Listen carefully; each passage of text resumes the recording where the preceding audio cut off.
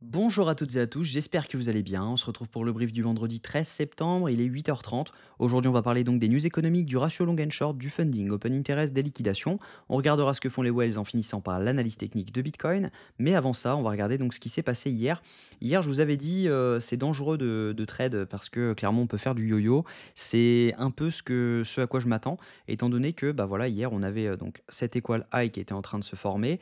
On voit qu'on a méché parfaitement au-dessus, hein, si jamais on prend donc cette mèche-ci et qu'on place par exemple une ligne horizontale, on voit que bah, on a mèche parfaitement juste au-dessus pour fermer quelques stops. Donc on a pris les liquidations qu'il y avait à prendre. Maintenant, on a pas mal de liquidations à venir prendre juste en dessous. On n'est pas à l'abri donc de revenir chercher la zone. Vous voyez, si jamais je me mets par exemple en M15, on n'est pas à l'abri de venir chercher cette zone-là au minimum. Donc hop, juste ici. Et peut-être avoir notre rebond ici. Mais ce qui est sûr, c'est qu'il y a énormément de liquidations qui sont en train de s'accumuler en dessous. Et il y a de grandes chances de venir les chercher. Maintenant, est-ce qu'on va s'arrêter ici? Ça, c'est la question à laquelle on va répondre dans cette vidéo. Au niveau des news économiques, aujourd'hui, si jamais je mets donc le filtre des news importantes, on va avoir en news importante simplement l'inflation française. Donc clairement, pas de grosses news à prévoir aujourd'hui. En revanche, faites attention, on est quand même vendredi, il y a des prises de profit qui vont être prises par les US, sûrement. Donc attention quand même, ça peut être volatile à l'ouverture US et à la fermeture. Au niveau du ratio long and short, on est sur une augmentation du nombre de shorts encore sur les dernières 24 heures sur Binance. Mais si jamais on regarde l'open interest, il s'est passé un truc plutôt intéressant.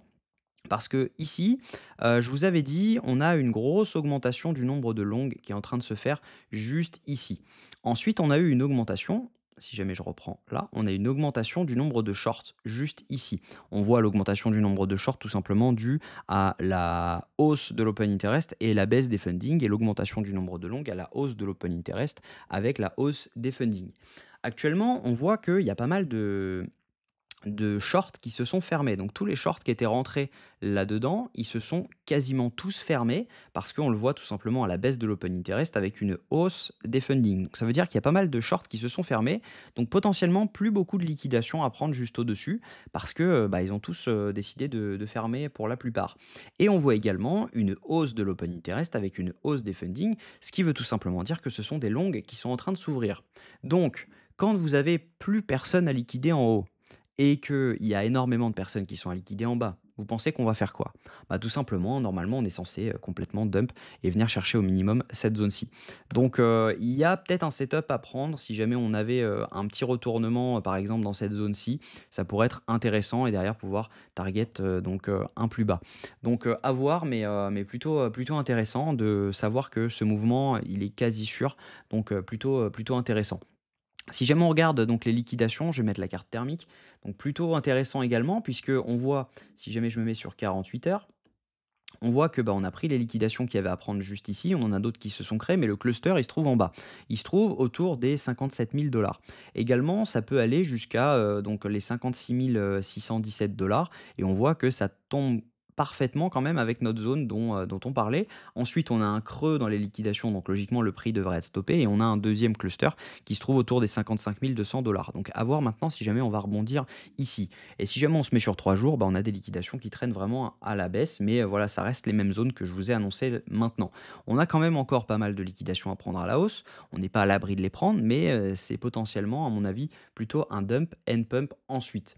Si jamais on regarde ce que font les whales, on n'a pas énormément d'achats sur les micro-whales, on voit clairement que c'est dégressif, hein. Clairement, on n'a pas vraiment de hausse qui est en train de s'annoncer. On n'a que les retails qui sont en train d'acheter ce mouvement, et par conséquent, bah, voilà, les whales également n'achètent pas vraiment. On est sur un range total.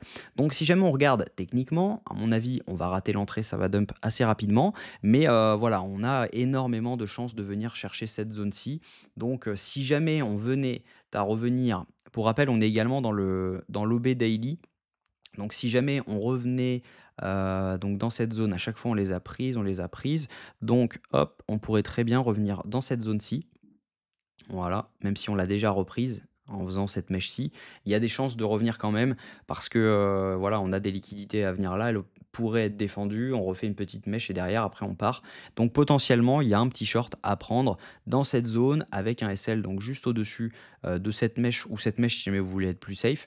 Mais je pense que voilà, cette mèche-ci peut être pas mal et derrière pour pouvoir venir target ça. Donc plutôt intéressant. Je pense que, c'est un trade, pas je dirais pas simple, mais disons qu'il y a pas mal de biais qui sont réunis, donc le 1 de risque, est largement acceptable. N'allez pas risquer votre maison dessus, bien sûr, mais voilà, c'est pas un conseil en investissement. Pour rappel, si jamais vous perdez ce trade, c'est entièrement de votre faute puisque vous aurez suivi, tout simplement, un avis et non, un conseil.